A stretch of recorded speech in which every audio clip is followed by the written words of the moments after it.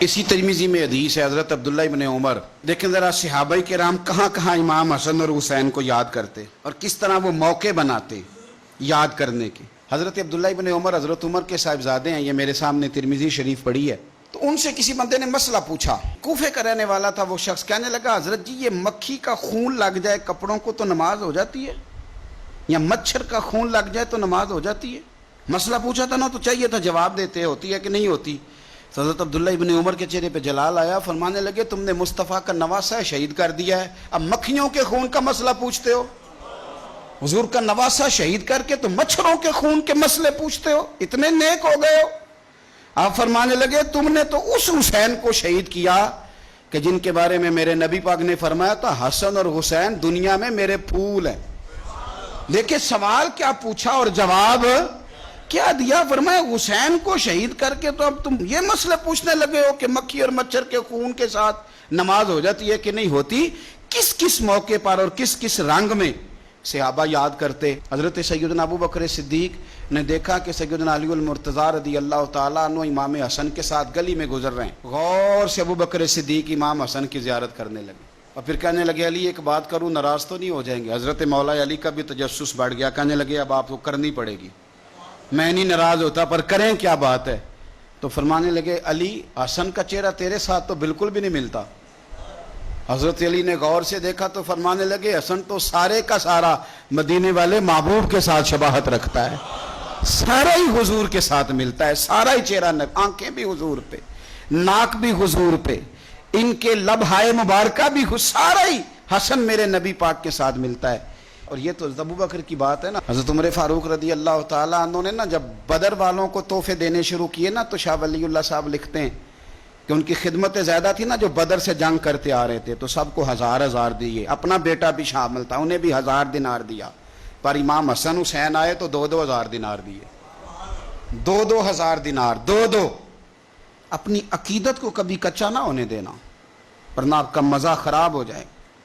2-2 دینار۔ حضرت عبداللہ ابن عمر نے گھر جا کے اماں کو شکایت کی کہ اماں میں تو نبی پاک کے زمانے میں جہاد کرتا تھا اور حسن حسین تو بچے تھے، مدینہ شریف کی گلیوں میں کھیلا کرتے تھے، پر میرے ابا جی مجھے سنگل دیتے ہیں، انہیں ڈبل دیتے ہیں۔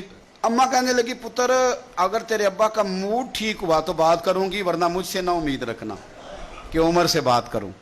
شام کو سیدنا فاروق اعظم رضی اللہ تعالیٰ عنہ تشریف لائے تو آپ کی اہلیہ نے نا موڈ اچھا دیکھا تو جناب عمر فاروق رضی اللہ تعالیٰ عنہ کی خدمت میں کہنے لگے چھوٹی سی بات کرنی تھی، بچوں کو پیار ہوتا ہے وہ محبت کے ساتھ کچھ باتیں کر دیتے ہیں، آپ کا شہزادہ کہتا ہے کہ آپ حسن حسین کو ڈبل دیتے ہیں اور مجھے سنگل دیتے ہیں۔ جناب فاروق اعظم اسی وقت فرمانے لگے بلاؤ عبداللہ کو، بلاؤ۔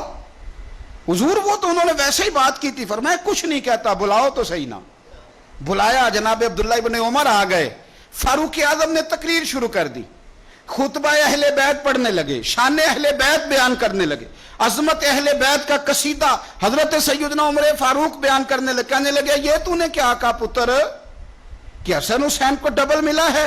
فرمایا تیری خالہ کا نام بھی زینب ہے، تیری خالہ کا نام بھی ام کلثوم اور رقیہ ہے، بتا کیا تیری ماں کا نام بھی فاطمہ الزہرا ہے؟ تیرے باپ کا نام بھی علی المرتضیٰ ہے؟ کیا تیری نانی بھی ختیجہ ہے؟ اور پتر بول کے بتا کیا تیرے نانے کا نام بھی محمد مصطفیٰ ہے؟ بول کے بتا نا۔